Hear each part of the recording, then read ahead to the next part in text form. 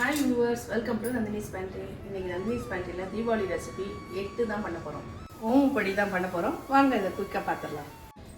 இதுக்கு வந்து ஓமத்தையும் இந்த மிளகா பொடியா போடுவாங்க. நான் மிளகாயை வறுத்து இதுல போட போறேன். 1 ஸ்பூன் ஓமம், ஒரு மிளகா, 4 மிளகா. எவ்வளவு பண்ண போறோமோ 1 கப் கடலை மாவு எடுத்துர்க்கேன். அதுக்கு 4 மிளகாயை போட்டு ஒரே 1 ஸ்பூன் அளவுக்கு ஓமம் போட்டு இதை நம்ம ட்ரை ரோஸ்ட் பண்ணி பவுடர் பண்ணிக்கலாம் மிக்ஸியில்.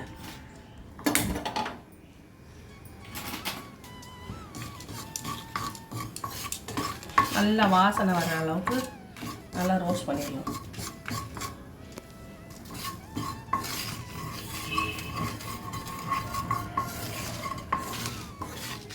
கொஞ்சம் நல்லா வாசனை வர ஆரம்பிச்சிச்சு.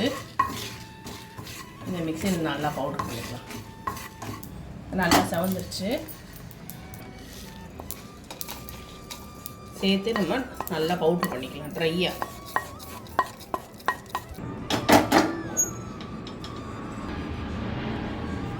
வெறும் கடலை மாவுன்றதுனால திகட்டும். அதனால் நான் ஒரே ஒரு சின்ன குழிவான கரண்டியில் ஒரு கரண்டி அரிசி மாவு போட்டுக்கிறேன்.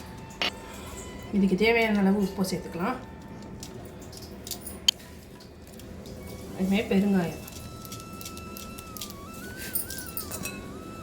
ஏன்னா அந்த அரிசி வந்து கொஞ்சம் நான் இது அரிசி மாவு வந்து சலிக்காமல் வச்சுருந்தேன்னா அதனால் அது கப்பி இருக்குமாக்குன்னு பார்த்தேன்.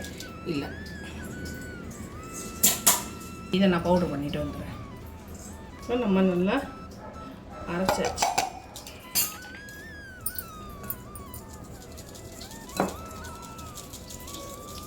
சொப்புல அடைச்சிக்கும். நம்ம இந்த அடுத்து பட்சன் பண்ணும்போது இதை வந்து நம்ம மேலாப்பில் ஃபினிஷிங்க்கு இதை தூவிக்கலாம். அது வேஸ்ட்டு கிடையாது. இந்த நைஸாக இருக்கிறது தான், இல்லைன்னா சொப்புல அடைச்சிக்கும். கொஞ்சமாக தண்ணி விட்டு இது எல்லாத்தையும் கலந்துட்டு பிசைஞ்சிட்டு காட்டுறேன். நல்லா கலந்து விட்டு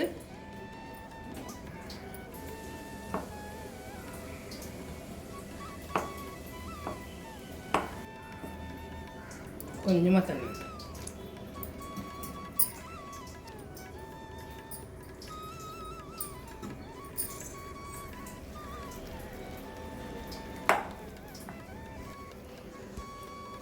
இது கொஞ்சம் நிகழ்வாக தான் பிசையணும். ரொம்ப இதுக்கெல்லாம் பிசையக்கூடாது, புளியறதுக்கு கஷ்டமாயிடும். இதில் விருப்பம் இருந்ததுன்னா வெண்ணெய் போடுங்க. நான் வந்து இதை பண்ணி வச்சுட்டோம்னா இதை வச்சு நம்ம 2-3 ஸ்நாக்ஸ் ரெடி பண்ணிடலாம். சேவு, காரா பூந்தி, மிக்சர், ஓமப்பொடி பிசைஞ்சாச்சு. இந்த கண்ணு உள்ளதை நீங்கள் ஓமப்பொடிக்கு இது பிடிக்குங்க. இதுலேயும் பெரிய கண்ணு இருக்குது. அது வந்து இந்த ஹாப்பி மேன் மிக்சர்னு சொல்லுவோம். அந்த ஹாப்பி மேனில் வந்து அந்த மாதிரி பெருசாக இருக்கும். அந்த ஓமப்பொடி பார்த்திங்கன்னா கொஞ்சம் திக்னஸ் பெருசாக இருக்கும். இது வந்து இடியாப்பம் இது மாதிரி லேயர் பிடிச்சி வச்சுருங்க.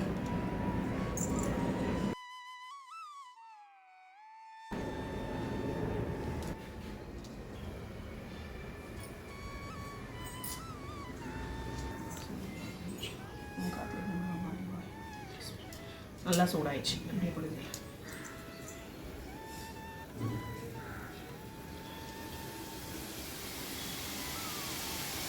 இது நம்ம இருகலாக இருக்குது.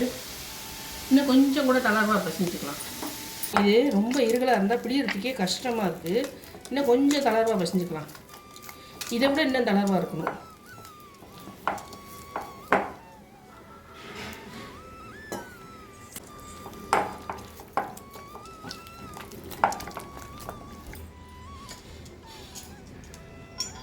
திருப்பி அது சுத்தமாக எனக்கு புளியவே வரல. அதனால் நல்லா லூஸாக பசைஞ்சுக்கோங்க.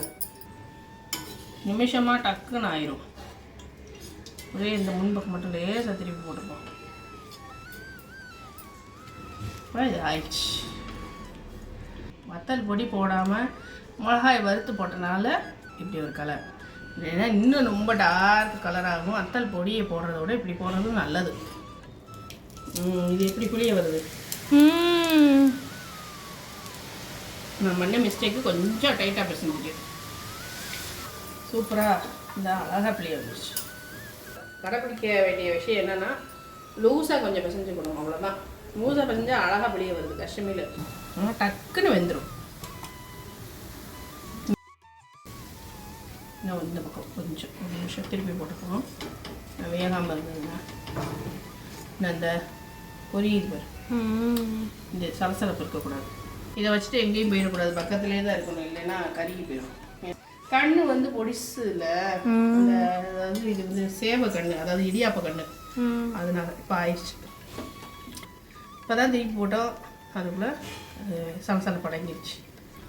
எடுக்கணும் பொறுமையாக, நல்லா எண்ணெயை வடிச்சிட்டு பொறுமையாக எடுக்கணும். பாருங்க, அருமையான ஓமப்பொடி ரெடி ஆயிடுச்சு. அடுத்த இடையும் இதே மாதிரி பண்ணிடலாம். கையில் ஆவி அடிக்கும், அதனால் கொஞ்சம் கவனமாக செய்யுங்க.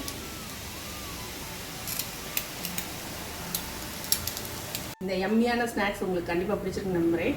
அது பிழியும் போது மட்டும் கொஞ்சம் கவனமாக, எண்ணெய் ஆவி வந்து கையில் பட்டுறாமல் கண்டிப்பாக படுது, அதனால் கொஞ்சம் தீயை நிதானமாக வச்சுட்டு பிழிஞ்சிட்டு அதுக்கப்புறம் பெருசாக வச்சு பக்கத்துலேயே இருங்க.